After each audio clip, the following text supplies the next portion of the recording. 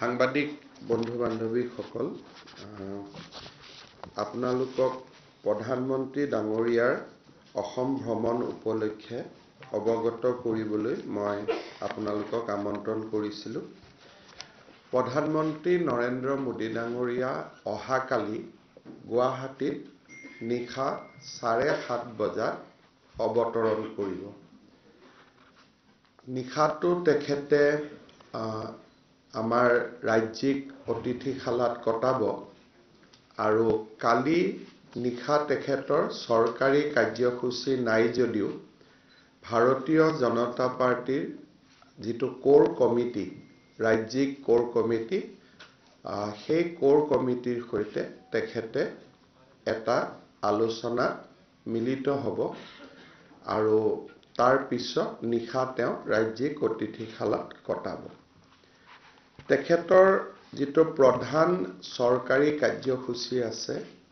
সেই চৰকাৰী কাৰ্যসূচী দিনৰ 11:30 বজাত গুৱাহাটীৰ খানাপাৰা খেলপথাৰত ভেটেনাৰী খেলপথাৰত তেখেতে অসমবাসী ৰাইজক সম্বোধন কৰিব আৰু ৰাজ্য চৰকাৰ আৰু কেন্দ্ৰীয় চৰকাৰৰ কেইবাটাও প্ৰকল্পৰ শুভ উদ্বোধন কৰিব। ৰাজ্য চৰকাৰৰ উদ্যোগত হ'বলগীয়া প্ৰজেক্ট কেইটাৰ বিষয়ে মই আপোনালোকক অৱগত কৰিব খুজিছোঁ যাতে এটা সম্যক ধাৰণা হয় যে কোন কেইটা প্ৰকল্প তেখেতে শুভ উদ্বোধন কৰিব। প্ৰকল্প কেইটাৰ আমি অডিঅ' ভিজুৱেল আপোনালোকক দেখুৱাম যাতে আপোনালোকে অনুভৱ কৰিব পাৰে যে কেনেকুৱা ধৰণৰ কাম বা কৰ্মযজ্ঞৰ তেখেতে সূচনা কৰিব। প্ৰথম যিটো আঁচনি PM ডিভাইন যিটো প্ৰধানমন্ত্ৰী ডাঙৰীয়াই উত্তৰ পূৰ্বৰ কাৰণে আৰম্ভ কৰিছিলে সেই PM ডিভাইন আঁচনিৰ অধীনত আমি মা কামাখ্যা দিব্যলোক পৰিযোজনা যাক চমুকৈ কামাখ্যা কৰিডৰ বুলি কম সেই কামাখ্যা কৰিডৰৰ তেখেতে আধাৰশিলা স্থাপন কৰিব আৰু এই প্ৰকল্পৰ ব্যয় 498 কোটি টকা ধাৰ্য কৰা হৈছে আৰু এই সমুদায় ধন PM ডিভাইন আঁচনিৰ জৰিয়তে কেন্দ্ৰীয় চৰকাৰৰ পৰা ৰাজ্য চৰকাৰে লাভ কৰিব। মাটি অধিগ্ৰহণ আদি কৰাৰ নামত কিছু অতিৰিক্ত ধন খৰচ হোৱাৰ সম্ভাৱনা আছে যি ৰাজ্য চৰকাৰে বহন কৰিব। মই কৰিডৰটো আপোনালোকক ভিডিঅ'ৰ জৰিয়তে অলপ পিছতে দেখুৱাবৰ বাবে যত্ন কৰিম। আপোনালোকে জানে যে গুৱাহাটী বিমানকোঠৰ এটা নতুন টাৰ্মিনেল নিৰ্মাণ হৈ আছে আৰু এই টাৰ্মিনেলটো উত্তৰ পূৰ্বাঞ্চলৰ বাবে এটা গৌৰৱ হ'ব। অসমৰ কপৌ ফুলৰ আৰ্হিত এটা সুন্দৰ বিশ্বমানৰ টাৰ্মিনেল নিৰ্মাণ কৰা হৈছে আৰু এই নিৰ্মাণ কাৰ্য এই বছৰৰ জুলাইত সমাপ্ত হ'ব। এই নতুন টাৰ্মিনেলটো নিৰ্মাণ হোৱাৰ লগে লগে গুৱাহাটীত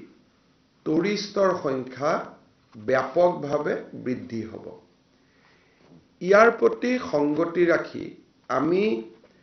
গুৱাহাটী বিমানবন্দৰৰ পৰা নতুন টাৰ্মিনেললৈকে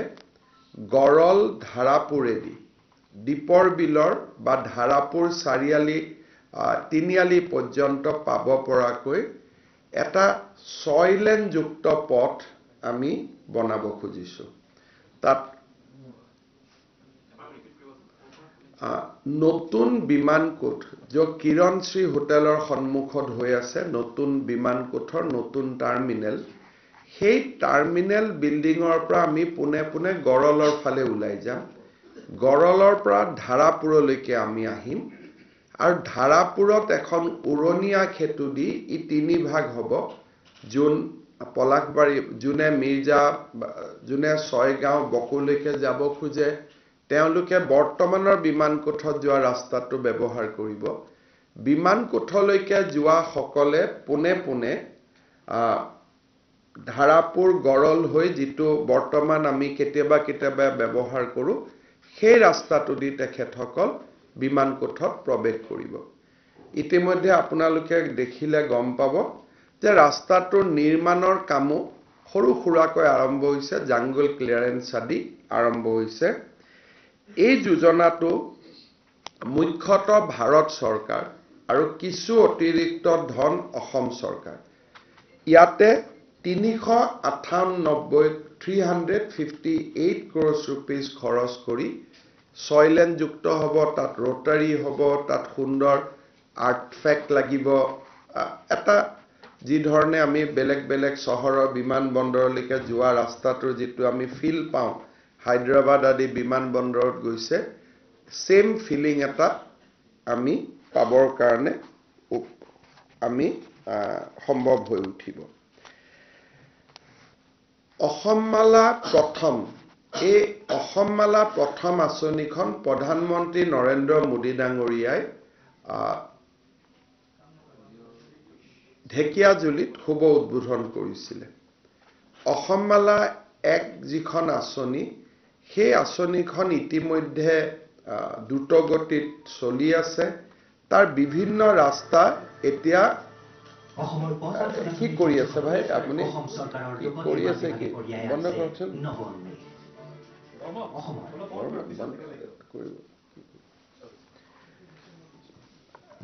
অসমমালাৰ গোটেই পথ কেইটাৰ আমি বিভিন্ন পৰ্যায়ত কাম চলি আছিলে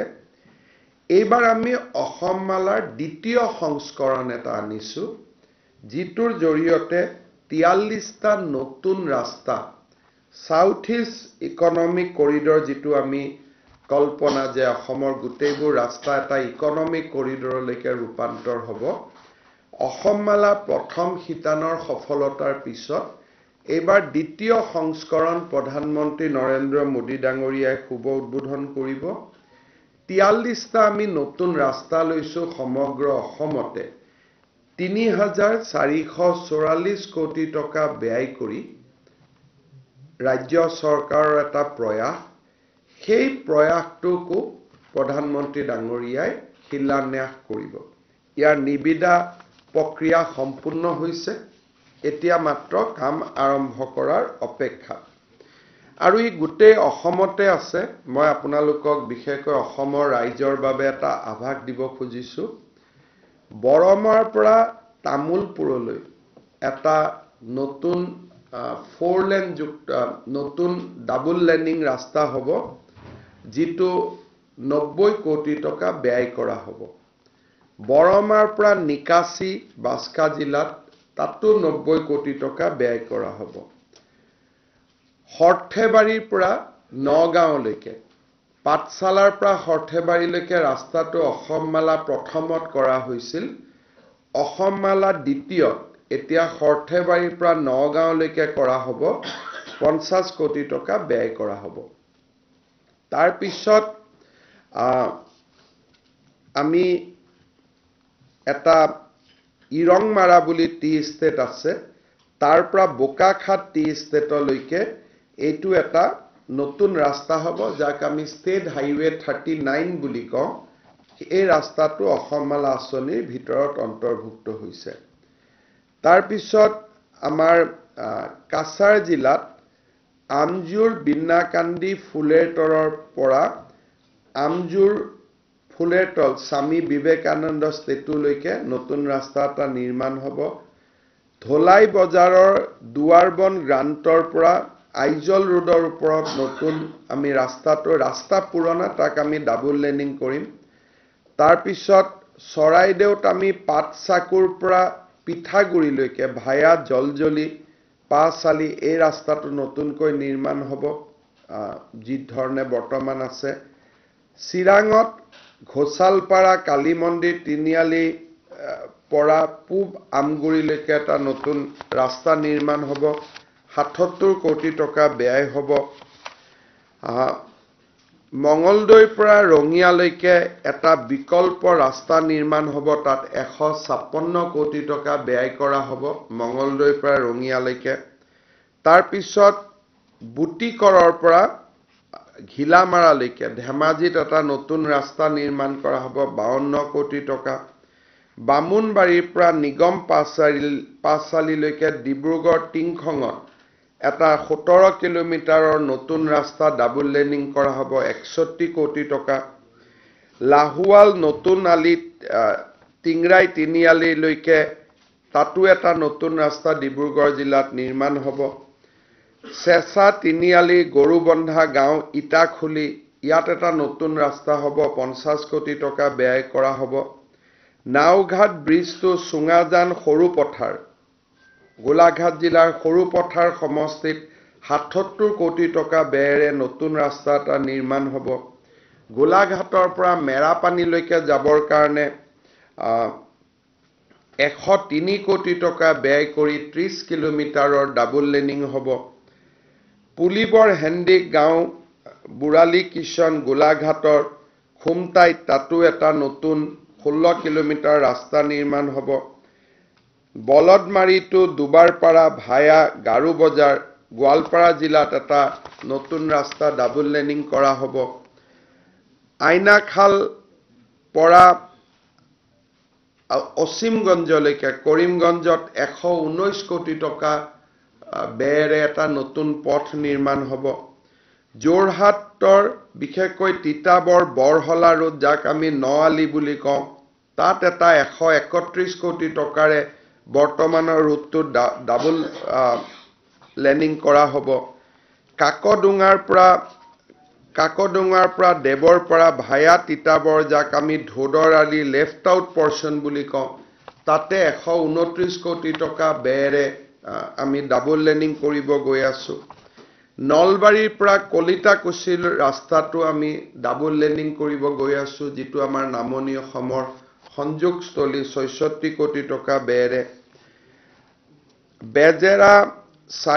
চাৰিআলিৰ পৰা বালিকুছিলৈকে যিটো ৰাস্তা তাক আমি ডাবল লেনিং কৰিব গৈ আছো 36 কোটি টকা ব্যয়েৰে। আমবাৰীৰ পৰা মাজিৰ গাঁৱলৈকে পলাশবাৰীত আমি ৰাস্তা বনাব গৈ আছো 96 কোটি টকা ব্যয়েৰে। হাতডলাৰ পৰা নয়নপুৰলৈকে কামৰূপ জিলাত তাতো আমি 27 কোটি টকা ব্যয়েৰে এটা ৰাস্তা নিৰ্মাণ কৰিব গৈ আছো। বৰখাটৰ পৰা বৰ্ণিহাট কামৰূপ মেট্ৰপলিটান ডিষ্ট্ৰিক্টত তাতো এটা ৰাস্তা নিৰ্মাণ হ'ব। কুঠুৰিৰ পৰা নগাঁও বা বোকাজানেদি নগৈ কুঠুৰিৰ পৰা পাহাৰৰ মাজেদি ডিফুত গৈ উঠিব পৰা আমি এটা নতুন ৰাস্তা নিৰ্মাণ কৰিব খুজিছো 300 কোটি টকা আমি ব্যয় কৰিম। কাজিৰঙাৰ কুঠুৰিৰ পৰা আমি জংগলৰ মাজেদিয়ে আমি একেবাৰে যিটো ডিফুৰ নেশ্যনেল হাইৱে বৰ্তমান নিৰ্মীয়মান 4 লাইন তাতে আমি উঠিব পাৰিম। কোকৰাঝাৰ টু ৰামফাল বিল তাতো আমি নতুন ৰাস্তা এটা বনাম 13 কোটি। গুবিচাৰী চাংমাইত্ৰা ডিজু পথাৰ তাত এটা নতুন ৰাস্তা হ'ব 44 কোটি টকা। কহৰাৰ END ডাইকৰ পৰা জামুগুৰিলৈকে লখিমপুৰ জিলা তাত এটা নতুন ৰাস্তা নিৰ্মাণ হ'ব। পাটিগাঁৱৰ পৰা টাকাচুক মাজুলীত এটা নতুন মথাউৰিৰ ওপৰেদি নতুন ৰাস্তা নিৰ্মাণ হ'ব তাত আমি 102 কোটি টকা ব্যয় কৰি মাজুলী ৰাইজৰ বাবে ব্ৰহ্মপুত্ৰ ডাইকৰ পৰা পাটিগাঁৱলৈকে পাটিগাঁৱৰ পৰা তাৰাচুক বহুত ডাঙৰ প্ৰজেক্ট এটা হ'ব। বঘৰা দমল আহতগুৰিৰ পৰা আমাৰ আমচৈলৈকে মৰিগাঁৱত এটা নতুন ৰাস্তা নিৰ্মাণ হ'ব। বৰ আগ্ৰা টু খাৰজাৰা আশ্ৰম নলবাৰীত নতুন এটা ৰাস্তা নিৰ্মাণ হ'ব। তাৰ পিছত কোৱৰটুল তিনিআলিৰ পৰা জখলাবন্ধালৈকে এটা নতুন ৰাস্তা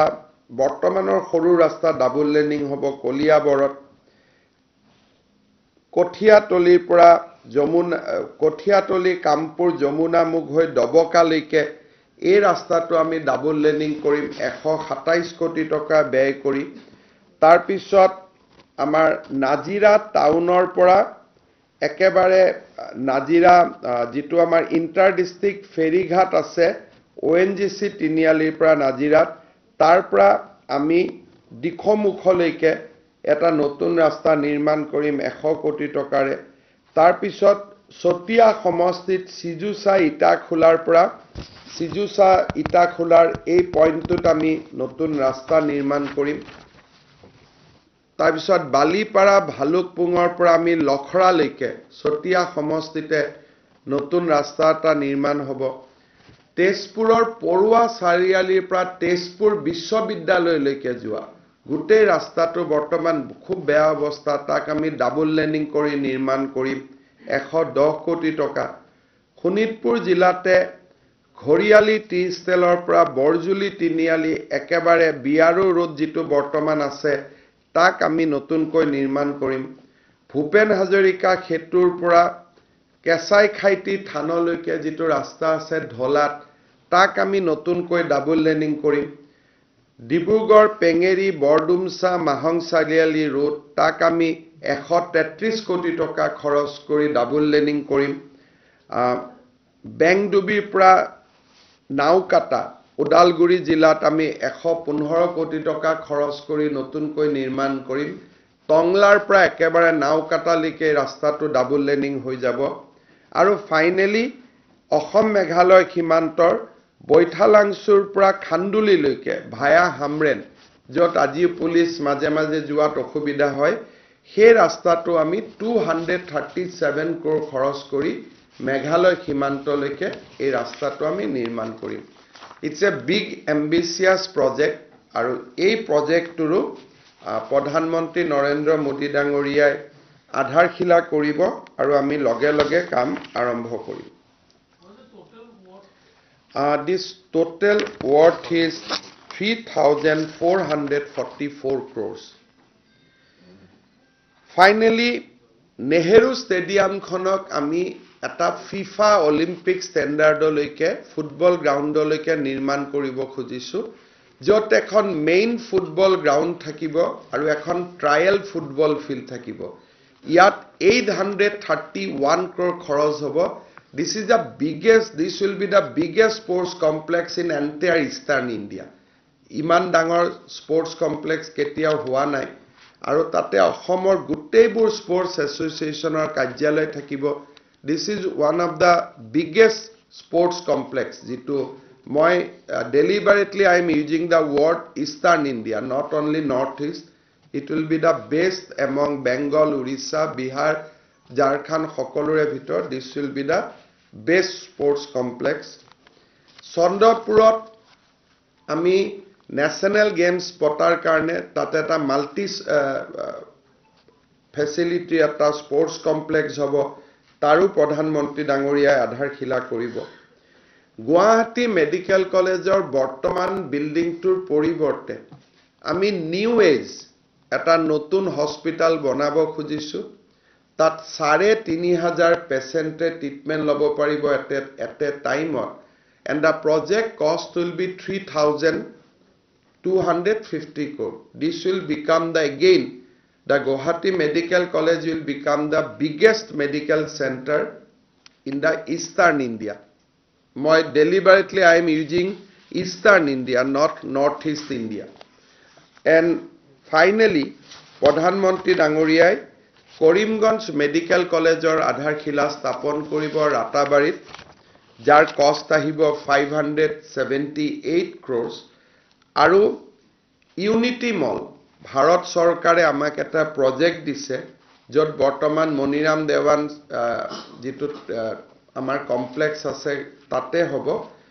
Unity Mall mane Bharator gutei kekhon rajyor jibilak one district one product অর্থাৎ জিবিলাক যেনেকে আপোনালকে কনাট প্লেসত দেখিছে আসাম এম্পোৰিয়াম বেঙ্গল এম্পোৰিয়াম তেনেকে ভাৰতবৰ্ষৰ 36টা ৰাজ্য আৰু বিভিন্ন কাউন্সিল 6 শিডিউল কাউন্সিল এওঁলোকৰ এম্পোৰিয়াম থাকিব লগত আন কমাৰ্শিয়াল কমপ্লেক্সও থাকিব যাতে বস্তুটোত সকলো ধৰণৰ আমি সামগ্ৰী পাম 297 crores etu project সম্পূৰ্ণৰূপে ইয়াক ভাৰত চৰকাৰে ফান্ডিং কৰিছে ইয়াৰো আধাৰখিলা প্ৰধানমন্ত্ৰী ডাঙৰীয়াই স্থাপন কৰিব আমাৰ জামুগুৰিৰ পৰা গহপুৰলৈকে যিটো পথছোৱা নতুনকৈ নিৰ্মাণ হৈ উঠিলে 592 কোটি টকা আৰু বিশ্বনাথ চাৰিআলিৰ পৰা গহপুৰলৈ 1451 কোটি টকা ব্ৰহ্মপুত্ৰৰ উত্তৰ পাৰে যিটো ফাইনেলি আমাৰ নেশ্যনেল হাইৱেটো হৈ গ'ল তাৰো শুভ উদ্বোধন প্ৰধানমন্ত্ৰী ডাঙৰীয়াই তেখেতৰ কৰ কমলেৰে সমাধান কৰিব উদ্বোধন কৰিব The entire total project cost will be 11,599 crores 11,599 কোটি টকাৰ তেখেতে আধাৰশিলা অথবা শুভ উদ্বোধন কৰিব আপোনালোকে জানে যে মোদী ডাঙৰীয়াৰ সভাখনত জেনেৰেলি ক্ৰাউডটো যথেষ্ট আহিব কিন্তু 5,000 মহিলাক আমি আনিব খুজিছো এখন মিটিংত যেটো সৰকাৰি ডেলিগেট হ'ব বাকিখিনিটো পাৰ্টি বা দলৰ মানুহ আহিব যত ৰাজ্য চৰকাৰে কোনো ধৰণৰ ব্যৱস্থা নকৰে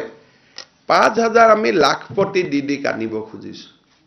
আমি যেটো লাখপতি বাইদেউৰ কনসেপ্ট এটা আমি কৰিছো আমি ৰুৰেল ডেভেলপমেন্ট ডিপাৰ্টমেন্টক ৰিকুৱেষ্ট কৰিছো যে এইবাৰ মিটিংত আমাৰ 1 লাখ মানুহ হ'ব 95,000 তো আহিব কিন্তু মোদী ডাঙৰীয়াক আমি 5,000 লাখপতি বাইদেউ যি ইতিমধ্যে লাখপতি বাইদেউ হৈছে তেখেতসকলকো এবাৰ আনি সভাত আমি সমাবেশত যোগদান কৰাব বিচাৰিছো কিন্তু মানুহৰ ভিৰত তেওঁলোকক ডিসিপ্লিন কৰি বহুৱাব পাৰিম নে নাই মই নাজানো কিন্তু আমি প্ৰচেষ্টা এটা লব খুজিছো যে 1 লাখ 1.5 লাখ যি মানুহ হ'ব 5,000 আমি লাখপতি বাইদেউক আনিব পাৰো নেকি তাৰো এটা প্ৰচেষ্টা আমি কৰিছো আৰু ষ্টেট গভৰ্ণমেণ্টৰ পৰা ইটোৱে কন্ট্ৰিবিউশন হ'ব বাকিখিনি স্বাভাৱিকভাৱে পাৰ্টিৰ ফালৰ পৰা মোবিলাইজ হ'ব ৰাইজ আহিব নিজে আহিব কিন্তু আমাৰ ফালৰ পৰা আমি 5,000 মহিলা যি ইতিমধ্যে লাখপতি হৈছে তেওঁলোকক আমি আনাৰ কাৰণে এটা প্ৰয়াস কৰিছো আজি তাৰ ওপৰত মিটিং হ'ব সম্ভৱ হয় নে নহয় মই ক'ব নোৱাৰো কিন্তু তাৰ প্ৰচেষ্টা আমি কৰিব খুজিছো যিনে অলৰেডি উপাৰ্জন কৰি লাখপতি হৈছে আমি যেটো তেওঁলোকৰ ইকোনমিক বেঞ্চমাৰ্ক ৰাখো যে এই বছৰ ব্যৱসায় কৰি কিমান হল অহা বছৰ কিমান হল যাৰ 1 লাখ হৈছে আৰু 1 লাখ হোৱা মহিলা আমাৰ 6 লাখ আছে টোটাল 40 লাখ আত্মসহায়ক গোটৰ সদস্য অসমত আছে তাৰে 6 লাখ মহিলা ইতিমধ্যে লাখপতি হৈছে যেটো যোৱাকালি নিৰ্মলা সীতাৰামন ডাঙৰীয়ায়ো তেখেতৰ ভাষণত লাখপতি দিদিৰ কথা কৈছে আমি অসমত লাখপতি বাইদেউ বুলি কওঁ তাৰ এটা আমি চেষ্টা এটা কৰিছো সফল হ'ব পাৰিম নোৱাৰিম এটা প্ৰচেষ্টা এটা কৰিছো নহলে পিছত কেতিয়াবা মোদী ডাঙৰী আহিলে মোৰ মনত ইচ্ছা আছে লাখপতি দিদিৰ বা লাখপতি বাইদেউৰ সমাবেশ এখন কৰা সকলে দেখাও পাব উৎসাহ পাব উদ্দীপনা পাব যি নহক এই প্ৰকল্পখিনিৰ আমি সৰু একটা স্ন্যাপশ্বট কৰিছো আপোনালোকক এটা এটা কৈ মই দেখুৱাই দিম তাৰ পিছত আপোনালোকৰ কিবা প্ৰশ্ন থাকিলে আমি মোক আপোনালোকে উত্তৰ বিচাৰিব পাৰে এটা এটা কৈ প্ৰজেক্ট এটা আমি আপোনালোকক দেখুৱাই গৈছো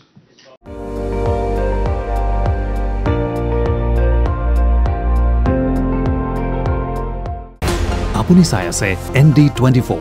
সৰ্বশ্ৰেষ্ঠ নহয় সৰ্বোত্তমৰ দৌৰ